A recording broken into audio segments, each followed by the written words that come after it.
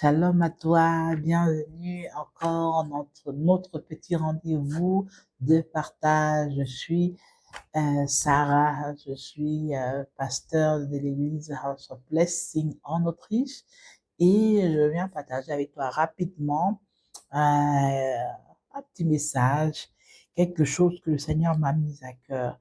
Allez, sois prêt, on va commencer. Euh, il y a quelque temps, quelqu'un m'a posé la question de savoir pourquoi est-ce qu'il fallait prier, pourquoi est-ce que c'était nécessaire de prier, est-ce que Dieu avait besoin de nos prières.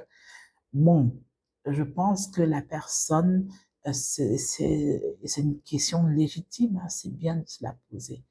Mais comme ça, rapidement, j'ai dû répondre à la personne en disant que, mais je pense pas que Dieu ait besoin de nos prières, comme quoi sans ça, il ne serait pas Dieu, ou sans ça, il, il lui manquerait d'une certaine souveraineté quelconque. Non, Dieu est Dieu. La Bible dit qu'il est souverain. La Bible parle de sa gloire.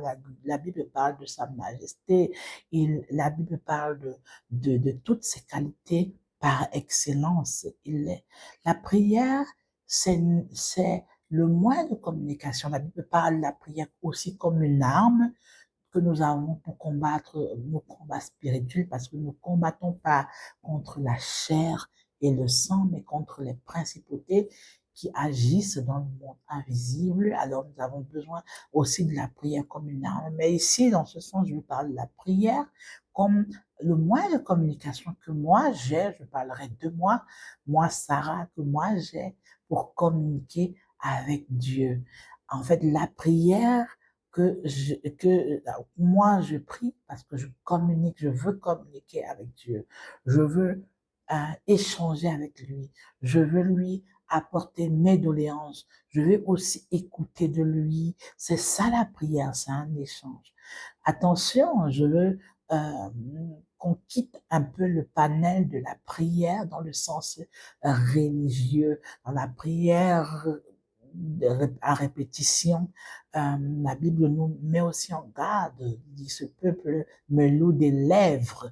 Donc une prière qu'on prononce juste pour remplir, je sais pas moi, la pièce, parce ou bien montrer à tout le monde qu'on est en train de prier, ou bien se convaincre soi-même qu'on a prié et répéter des mots pendant une longue période. Non, il ne s'agit pas de ça. Il s'agit d'une prière qui a de l'efficacité, une communication, une relation établie.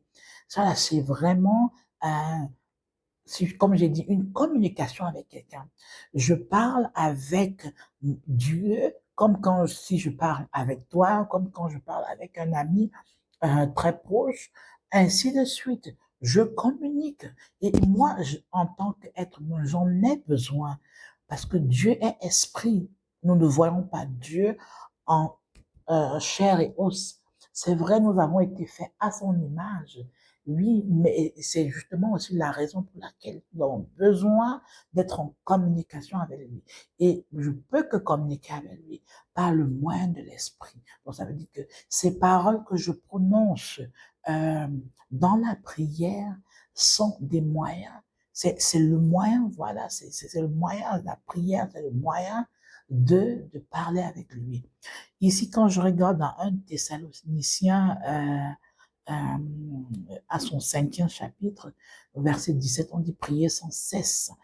La prière, quand je disais quittons du sens religieux, quittons du panel religieux, c'est la prière, on dit prier sans cesse. Quelqu'un m'a posé la question, mais comment ça? Ça veut dire que du lever au matin, jusque dans la soirée, je suis en train de prier, je ne fais plus rien, d'autres, je vais pas au travail, je m'occupe pas des enfants, ou bien je sais pas moi quoi, je suis juste en train de prier.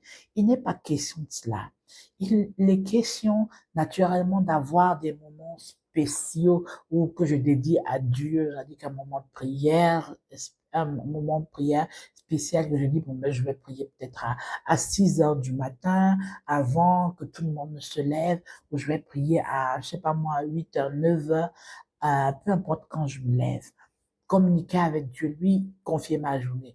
Peut-être prier dans la soirée aussi, faire des heures fixes avant qu'on aille se coucher. Moi, je me rappelle quand on était petite, ma maman nous réveillait le matin pour faire la prière et dans la soirée. Donc, c'était plus que des rituels. À l'époque, pour moi, quand même, c'était des rituels, mais c'était plus que des rituels. C'est devenu plus que des rituels. C'est devenu une façon de vivre, un style de vie qui me permet d'être vraiment en communication avec Dieu.